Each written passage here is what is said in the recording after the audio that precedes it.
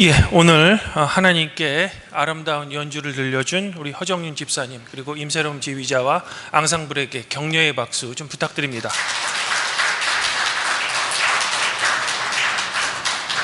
예, 이제 옆에 계신 분들과 메리 크리스마스, 성탄절 인사를 좀 하겠습니다. 옆에 분들과 인사하시기 바랍니다.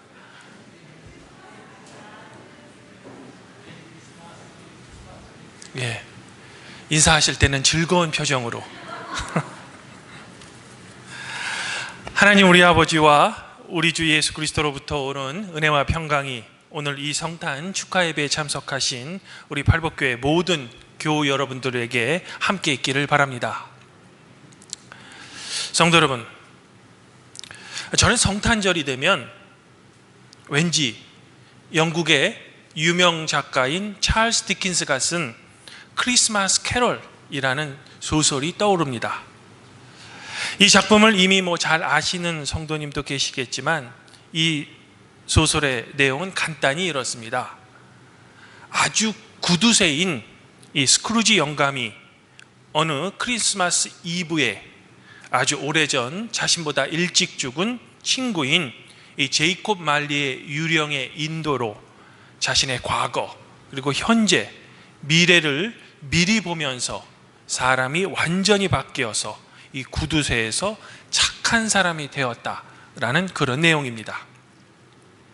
이 작품에서 디킨스는 개인의 구원뿐만 아니라 당시 산업혁명을 경험한 후에 영국 사회에서 많이 발생했던 여러 가지 사회 문제를 이 소설에서 함께 다루고 있습니다. 예를 들면 저임금의 노동의 문제, 아동의 노동, 그리고 의료복지에서 소외된 가난한 계층에 대한 이 찰스 디킨스 자신의 개인적인 연민이 이 소설에 그대로 담겨져 있죠. 그래서인지 성탄절이 되면 저는 이 소설과 함께 저와 저 개인의 가정뿐만 아니라 우리 사회를 다시 한번 보게 되는 그런 기회를 갖습니다. 그리고 성탄절 시즌이 되면 우리가 그동안 보지 못했던 어떤 특별한 모습을 길에서 볼 수 있습니다. 바로 빨간 옷을 입고 손으로 작은 종을 치면서 불우한 이웃을 위한 성금을 모금하는 구세군 남비입니다. 보통 사람들은 이런 자선 남비를 운영하는 구세군을 일종의 사회복지단체 정도로 생각합니다. 하지만 구세군은 우리 루터교회처럼 엄연한 개신교회입니다. 감리교 목사였던 윌리엄 부스 목사가 이 빈민 선교를 위해서 1865년에 이제 기독교 선교회라는 것을 창시하게 되고 이 기독교 선교회가 1878년에 세상을 구원하는 군대라는 의미의 The Salvation Army, 구세군이라는 이름을 새로 사용하게 되는 거죠. 본부는 영국에 있고요. 이들은 이제 목사라는 호칭 대신에 사관이라는 말을 대신 씁니다. 우리나라에는 1908년에 전 세계에서 42번째로 선교되어서 지금까지 이제 한국에 활동 중에 있는 겁니다. 이들 구세군은 다른 사람을 구원하기 위해 나도 구원받았고 이웃을 봉사하기 위해 구원받았다라고 말하면서 예수 그리스도가 우리에게 보여주신 긍휼의 마음을 자신들의 삶으로 몸소 실천하며 살고 있는 겁니다. 물론 우리 루터교회에서도 이 윌리엄 부스 목사와 비슷한 사역을 했던 목사님들이 계십니다. 첫 번째는 이제 비헤른이라는 독일 출신의 목사님입니다. 비헤른 목사님은 라우의 하우스, 우리말로 번역하면 구원의 집을 통해서 가난한 청소년들을 교육시켰습니다. 그리고 비헤른 목사님이 시작했던 이 선교를 독일 바이에른주의 레 목사님이 디아코니아라는 불리우는 이 사회 사업으로 더 조직적으로 실천해서 이 디아코니아 사업을 독일 전 지역에 이제 뿌리를 내리게 하는 거죠. 결국 이 전통이 현대 독일의 사회복지 체제의 큰 틀이 되고 있는 겁니다. 우리 팔복교회도 창립 초기부터 이런 비에른 목사와 레 목사의 정신을 이어받아서 이 상갈동 지역사회를 위한 사회사업을 꾸준히 실천해 왔습니다. 특별히 코로나19라는 큰 위협 속에서는 용인노인복지센터를 통한 노인복지, 그리고 상갈동 행정복지센터를 통한 지역복지, 그리고 이제 지역 아동센터인 신갈 푸른학교를 통한 아동복지 등 다양한 사회사업을 통해 이 상갈동 지역사회를 이제 우리 팔복교회가 현재 섬기고 있는 겁니다. 성도 여러분, 그러면 윌리엄 부스 목사나 비엘은 그리고 레 목사는 왜 이런 사회사업을 했던 것일까? 즉 교회는 왜 이런 일들에 관해 관심을 두어야 하는가입니다. 저는 이 질문에 대한 답변을 오늘 요한복음 1장 1절부터 14절에서 성도들과 함께 찾아보면서 주님이 오신 오늘 성탄절의 의미를 다시 한번 이제 묵상해 보고자 하는 겁니다. 우리 기독교 초기의 역사에서 예수 그리스도는 과연 누구신가? 라는 신학적인 물음이 있었습니다. 이른바 말하는 기독론이라고 불리우는 이 신학적인 질문에 대해서 고대 교회 신학자들 간에 많은 논쟁들이 있었습니다.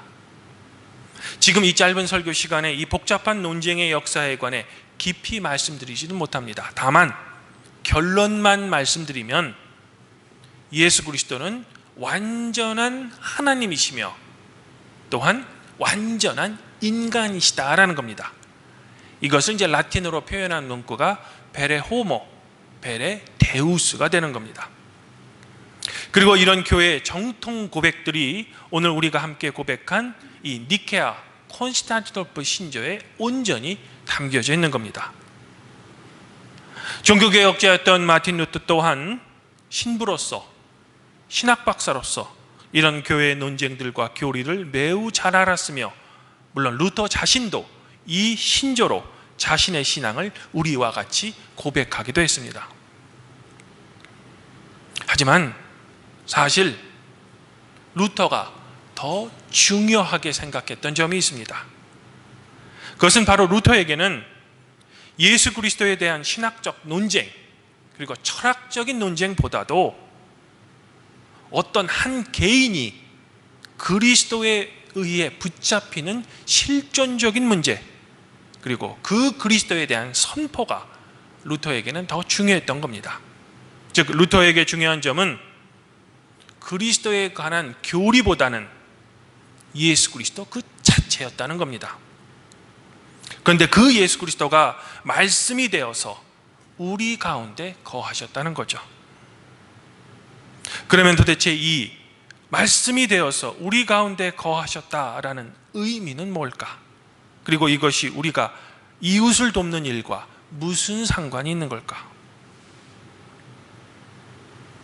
오늘 이사야서 52장 10절에서 이사야 선지자는 그만 나라를 잃어버리고 먼 타국인 바벨론에 사로잡혀 와 있는 백성들에게 다음과 같은 기쁜 소식을 선포합니다. 여호와께서 열방의 목전에서 그의 거룩한 팔을 나타내셨으므로 땅끝까지도 모두 우리 하나님의 구원을 보았습니다.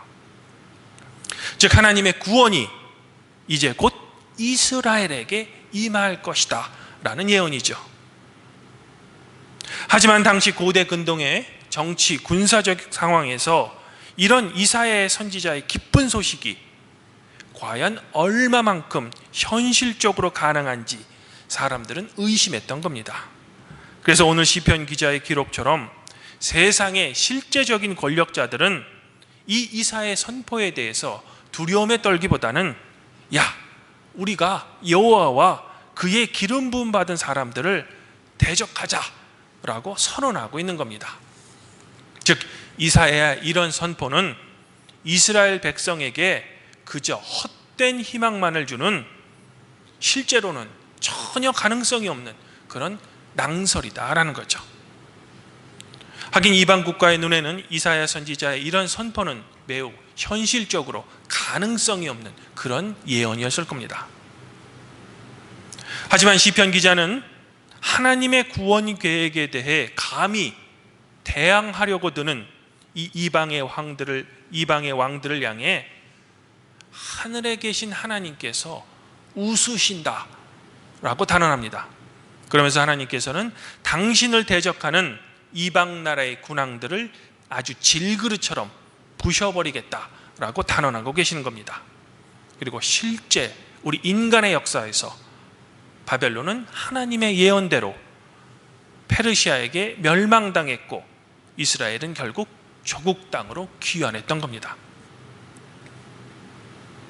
그러면 하나님께서는 왜 당신 자신에게 패역하고 당신을 배반했던 이 이스라엘을 이렇게까지 다시 구원하시고자 하는 걸까? 바로 사무엘 하 7장에 나오는 다윗과 하나님과의 언약 때문입니다. 즉 하나님께서는 이스라엘이 하나님과 맺었던 언약을 지키지 않더라도 하나님께서는 그 언약을 지키시겠다는 겁니다. 언약의 또 다른 당사자인 이스라엘이 하나님과 언약을 지키지 않는 배은망덕한 행동을 보이더라도 하나님은 언약을 지키시겠다는 겁니다. 하나님께서는 이처럼 당신의 언약에 매우 충실한 분이십니다. 또한 언약에 스스로를 매이시는 분이죠. 이 때문에 태초에 오늘 요한복음의 말씀처럼 하나님과 같이 계셨던 말씀이신 예수 그리스도를 이 세상에 보내신 겁니다. 즉 하나님께서는 당신의 약속을 지키기 위해 이 세상의 구원자이신 예수 그리스도를 오늘 이 땅에 아기 예수로 보내신 거죠. 과거의 역사에서 하나님께 배반하고 하나님께 패역했던 그 이스라엘일지라도 이스라엘이 당신이 사랑하는 첫째 아들, 즉 장자이기 때문에 그들을 포기하지 않고 바벨론 포로에서 구원해 주신 겁니다. 그리고 그와 마찬가지로 지금 이 세상이 악할지라도 우리가 비록 주님을 배반할지라도 사랑 그 자체이신 하나님께서는 세상의 구원을 위해서 또한 성도 여러분들을 구원하시기 위해서 예수 그리스도를 오늘 우리의 구원자로 이 땅에 보내신 겁니다. 그러나 하나님께서는 단 한 가지는 그냥 넘어가실 수 없었습니다. 바로 우리의 죄죠. 죄의 값은 반드시 치르셔야만 했습니다. 하지만 그렇다고 해서 우리를 심판하시기에는 하나님은 성도 여러분들을 너무너무 사랑하신 겁니다. 그래서 선택하신 최후의 방법이 예수 그리스도를 우리와 똑같은 육신의 몸으로 오시게 한 겁니다. 왜? 우리의 죄를 대신 짊어지기 위해서는 우리와 똑같은 인간이셔야 하기 때문입니다. 이것을 오늘 요한복음에서는 말씀이 육신이 되어서 여러분 가운데 거하셨다라고 고백하고 있는 겁니다. 이를 보다 더 정확하게 표현하면 우리 가운데 하나님이 장막을 치셨다는 겁니다. 과거 출애굽 시절 이 광야의 장막에 하나님의 임재가 있었던 것처럼 이제 하나님께서는 아기 예수의 몸으로 여러분들과 함께 거하신다는 겁니다. 그리고 이 놀라운 은혜 때문에 우리는 여러분들의 믿음에 말미암아 여러분들이 죄인임에도 불구하고 하나님께서는 당신 앞에서 너는 의롭다라고 판결을 내리신 겁니다. 이를 우리 루터교의 신앙고백문인 아우구스부르크 신앙고백서 제4조에서는 자신의 죽음을 통해 우리의 죄를 위해 배상을 행하신 그리스도 때문에 우리는 의롭게 되었습니다 라고 단언하고 있는 겁니다. 사랑하는 성도 여러분, 그러나 보다 더 중요한 것은 말씀이 육신이 되어서 우리 가운데 거하신다. 다른 말로 하면 우리 가운데 집을 치고 우리와 함께 사신다는 진정한 의미는 그저 예수 그리스도가 여러분의 구원만을 위한 대속의 사건만을 의미하진 않습니다. 반드시 한 가지가 더 첨가되어야 합니다. 그것은 예수 그리스도께서 당신의 제자들, 여러분들에게 보여주신 예수 그리스도의 삶, 그분의 공생애 그 자체인 겁니다. 사실 우리 그리스도인들의 신앙생활의 절대 규범인 성경이 더 중요하게 생각하는 점은 제가 앞서 설교 서두에서 말씀드린 예수 그리스도는 과연 누구인가라는 그분의 본질 또는 그분의 정체성이 아니라 예수 그리스도께서 장막을 치시고 이 땅에서 우리와 함께 사셨을 때 그분은 과연 무엇을 하셨는가입니다. 즉 예수 그리스도의 공생애와 그분의 삶이 그분에 대한 교리보다 더 중요하다는 겁니다. 그리고 이런 예수 그리스도의 공생애란 바로 하나님 사랑 그리고 이웃 사랑을 위한 삶이셨다라는 겁니다. 이런 이유로 구세군의 창시자인 윌리엄 부스 목사, 비헤른 목사, 그리고 레 목사가 주님의 공생애를 실천하기 위해 이웃을 위한 교회의 사역들을 한 겁니다. 이것이 바로 말씀이 육신이 되어서 우리 가운데 거하신 예수 그리스도의 삶을 조금이라도 본받고 실천하기 위한 노력이었던 겁니다.